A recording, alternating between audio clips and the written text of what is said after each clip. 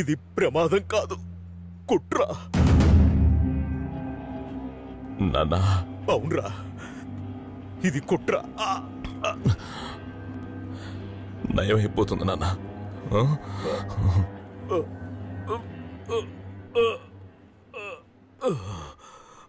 నువ్వు చూసారు.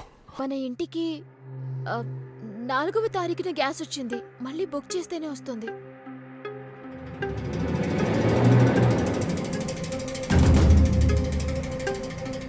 అల్లుడు గారు, అల్లుడు గారు, బావగారు ఎలా ఉన్నారు? ఎలా ఉన్నారు? ఏం కాలేదు మావయ్య, నా బిడ్డకి ఏం కాలేదు.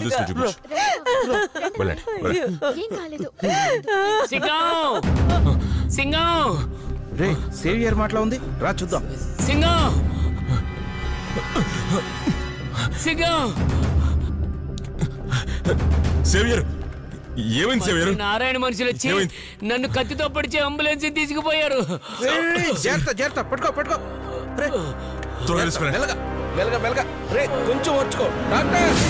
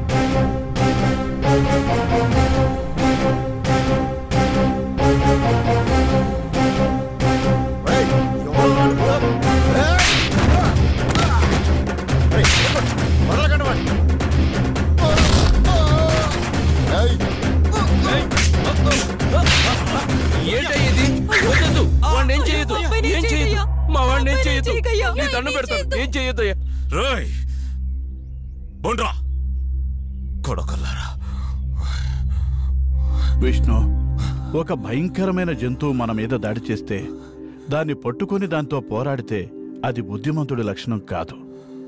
ఒకటి మనం తప్పుకోవాలి, అలా కాకపోతే దాని దారి మళ్లించి వదిలేయాలి, అంతే.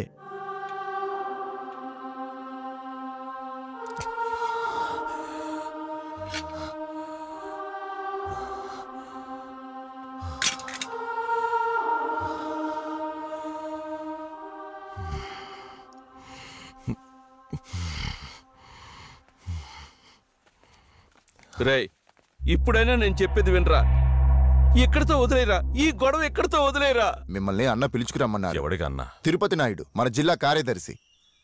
పోండి అన్నా, మీరు వెళ్ళండి, నేను తీసుకొస్తాను. అలాగే, వెళ్ళండి.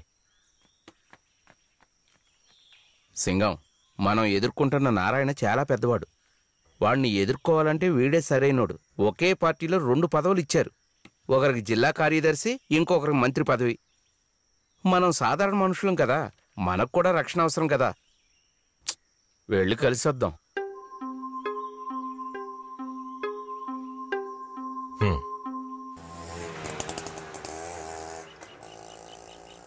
రావయ్యా, వాడి ఇంటికెళ్ళి మెడ మీద కత్తి పెట్టావంట. వాడికి సరైనోడివి నువ్వేనయ్యా. మనోడేనా? తెలియలేదన్నా ఏ కులమయ్య అనేది. ఏంటన్నా ఎక్కడో ఉన్నవాడిని పిలుచుకొచ్చి నీ కులమేంటని అడుగుతున్నారు. ఇక్కడంతా కులాన్ని చూసే కదా చేసేది. అలా చేశారన్నా మీరు. ఓటనే మ్యాటర్ ఉండబట్టే కదయ్యా కులాన్ని రెచ్చగొట్టి లాభం పొందుతున్నాం. అన్నా, ఒక్కొక్క కులంలో ఆ కులం వద్దని చెప్పేవాడే మెజారిటీగా ఉన్నారు. వాళ్ళంతా నిశ్శబ్దంగా ఉండడం వల్లే చిల్లర శబ్దం ఇప్పుడు గట్టిగా వినపడుతుంది. ఓ చెప్పావులేవయ్యా, తాతల కాలం నుంచి రాజకీయాల్లో ఉన్నాం. నిన్నొచ్చిన పాండురంగడికి మా కులం వాళ్ళకంటే వాళ్ళ కులం వాళ్ళు ఎక్కువ ఉన్నారని కదా మంత్రి పదవి ఇచ్చారు. గెలుపోటములను నిర్ణయించేది జాతేనయ్యా. తప్పన్నా, గెలుపోటములను నిర్ణయించేది జాతి ఓట్లు కాదు, చదువుకున్నోళ్ల ఓట్లు. మొట్టమొదటిసారి ఓటు వేస్తాడు చూడండి, వాడి ఓటు. మీరు నచ్చకపోయినా బయట తిరుగుతూ ఉండే ఒక బృందం, వాళ్ల ఓట్లు. తరువాతి తరం మేల్కొంది. ఇకపై కుల రాజకీయాల ప్రస్తావనే ఉండదు. కులం కులమని చెప్పి అమాయకపు ప్రజలని క్యూలో నిల్చోబెట్టారు కదా మీరంతా. రోడ్లపై నిలబెట్టి చేతులు చాచేలా చేశారే, అన్నింటినీ వదిలేశారు కదన్నా. మీరు సరిగ్గా లేరయ్యా. 100కి 500కి ఓటు అమ్ముకుంటారు. అవును, వదిలేసాం అంటున్నావు. ఏం వదిలేసాం? లోపలికి తీసుకురాకూడనివి తీసుకొచ్చారు. సంరక్షించాల్సిన వాటిని సంరక్షించకుండా వదిలేశారు. మీతేని వదిలేశారు, వ్యవసాయాన్ని వదిలేశారు, రైతుల్ని సైతం చంపేశారు. పక్కనే ఉన్న బంధువులను కూడా పట్టించుకోకుండా వదిలేశారు. పండగల్ని వదిలేశారు, పబ్బాల్ని వదిలేశారు. జల్లికట్టు నా హృదయం ఆడే ఆట. నేను దేవుడిలా భావించి పూజించి కొమ్ములు పట్టుకుని ఆడే ఆట. ఆ ఆట ఎవరిది? నా ముత్తాతల ఆస్తి, నా సంప్రదాయం, ఆచారం, వీరం. వీటన్నింటికీ మించి నా వైద్యం.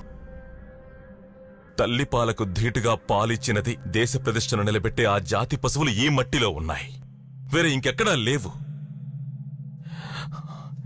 ఎన్ని రకాల పశువులో తెలుసా?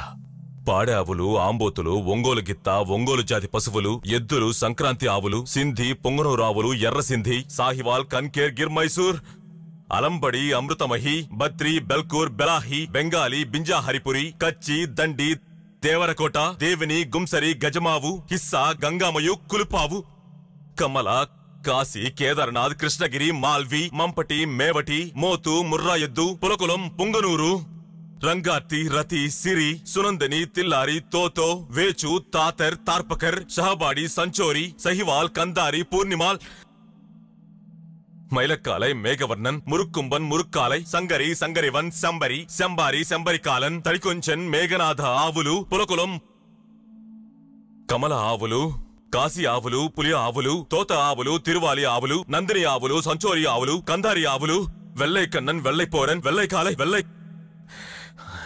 కరి ఆవులు, చందన పిళ్ళై, పణంగారై, సెంబుత్తుకారై, కారిమాడు, కరిక్కామైలే, వేచూరు, పుంగనూరు. ఇన్ని రకాల జాతి ఆవులు ఉండేవి ఎటు వెళ్లిపోయాయి? అక్కడొకటి ఇక్కడొకటంటూ ఉన్నాయి. ఏం చేశారు? మనిషి జీవితకాలం సరాసరి 300 సంవత్సరాలు. 30 ఏళ్లకి గుండె పగిలి చనిపోతున్నారు. విషయాన్ని ఆహ్వానించారుగా. మన ముందు తరం వారు వాటిని సురక్షితంగా చూసుకుని కాపాడి మన చేతులు పెట్టారు. అది మన తర్వాత తరానికి ఇవ్వాల్సిన బాధ్యత కూడా మీరు మర్చిపోయారు కదన్నా. అందుకే లేచాడు విద్యార్థి, అందుకే యువతరం మేల్కొంది. ఎటు చూసిన ఆడవాళ్లు, మగవాళ్లు అందరూ ఒక్క మాటగా నిలబడ్డారు. మన రాష్ట్రం తల్లడిల్లిపోయింది. దేశమే తిరిగి చూసింది. ఆసియా ఖండమే అదిరింది. మన గురజాడ, గాంధీజీ బతుకుంటే మనల్ని గట్టిగా కావలించుకునేవారు. నా తండ్రి అబ్దుల్ కలాం బతుకుంటే ఇంకా సంతోషపడేవాడు. అహింసా పోరాటం, నీతిగా, నిజాయితీగా గెలిచాడు విద్యార్థి, గెలిచాడు. వాడి గెలుపును కూడా వాడికి ఇవ్వడానికి మీకు మనసు రాలేదే. వాడు లోపలికొచ్చాడు, వీడు లోపలికొచ్చాడని వాళ్ళని తరిమి కొట్టారు కదా మీరంతా కలిసి. వాళ్ల దాహం తీర్చడానికి కొన్ని నీళ్లిచ్చినందుకు నా చేపలు పట్టే సహోదరుల్ని కొట్టించారు కదా. మన వాళ్ళందరూ కలిసి మన మీద చేస్తున్న దౌర్జన్యం, మన వాళ్లే మనకు చేస్తున్న ద్రోహం. మర్చిపోను సార్, మర్చిపోను. కానీ ఒకటన్నా,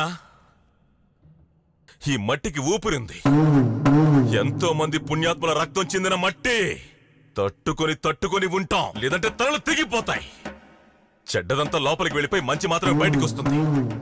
ఈ దేశానికి కావలసిన మంచి నాయకుడిని జల్లెడి పట్టి మరీ తీసుకొచ్చి మీ ముందు నిలబెడుతుంది. అదే ఇప్పుడు జరుగుతుంది. ఇక్కడ ఇప్పుడు జరుగుతోంది, వెతుకుతోంది. మీ అన్న దగ్గర ఎన్ని తెల్ల పంచలున్నాయి? ఓ 200-300 ఉంటాయే. బాగా గంజి పెట్టి ఇస్త్రీ చేసి బీరువాలో పెట్టి వేరే పని చూసుకోమనండి.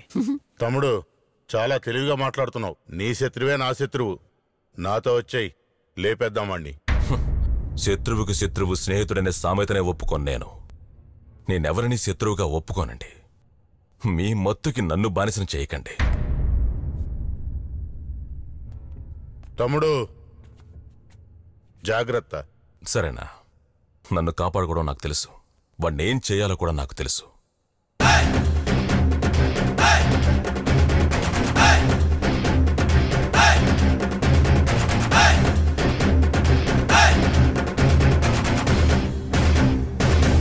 రేయ్, ఎలాగైనా వీడు వాడిని బజారుకు లావుతాడు. వాడు బయటకు వచ్చినప్పుడు మనం వేసేద్దాం.